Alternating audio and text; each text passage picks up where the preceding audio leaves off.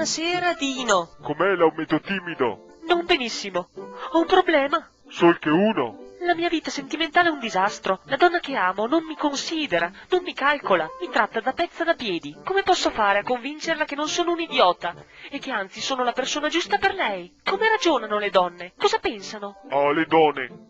Te sfonde una portiera aperta con mi. So tutto mi delle donne. Ecco, mi govuo tante donne. Alcune belle come delle venere greche, altre brutte come uno spuaccio de musso sulla giara. Mi parlo per esperienza. Lo immagino, ma tu sei un uomo fortunato, Dino, ad averne avute così tante. Donne oche, tegnene poche. Io sento che vivendo da solo sto perdendo le gioie degli anni migliori della mia esistenza.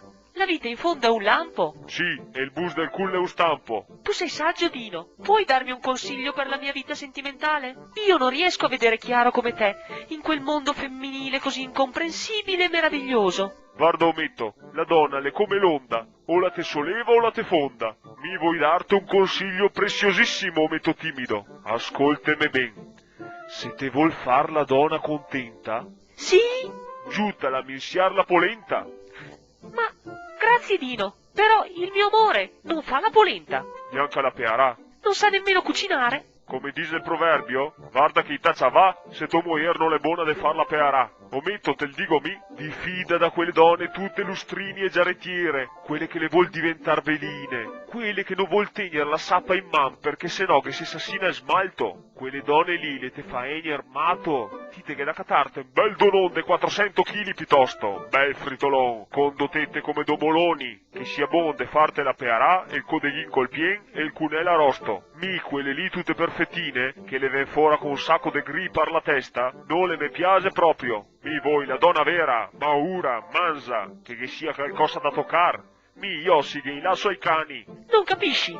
Caroline è bellissima. La bellezza delle donne è la prima strassada. Certo, è un po' troppo giovane forse, troppo per me. Gli uomini i gaiani che si sente, le donne quei che le mostra. Ma è meravigliosa, una lucente perla d'avorio nel triste grigiore che adombra la mia monotona giornata. Quando la donna la ga uno che li caressa, come i gatti la semboressa. Non sta a catarte una donna imboressa, cattete una seria, senza poiane per la testa, una che la sia una donna al letto e nomo nei campi, se no te vai a finire come il poro limon. Com'è finito il povero limone? Ah, il dottore ga cavalvin, è diventa giallo e l'è morto. Oi, guarda che è appena entrata laggiù, nel nostro stesso locale.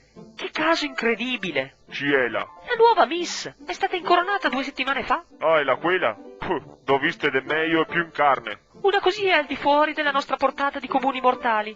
Certo, come mi insegni tu, Dino, una così, tutta trucco, telecamere, vestitini succinti, non potrà mai essere una buona moglie. Bravo, metto, te se devi imparar. La donna bisogna che la piasa, che la tasa, che la staga in casa. Si sta avvicinando verso di noi.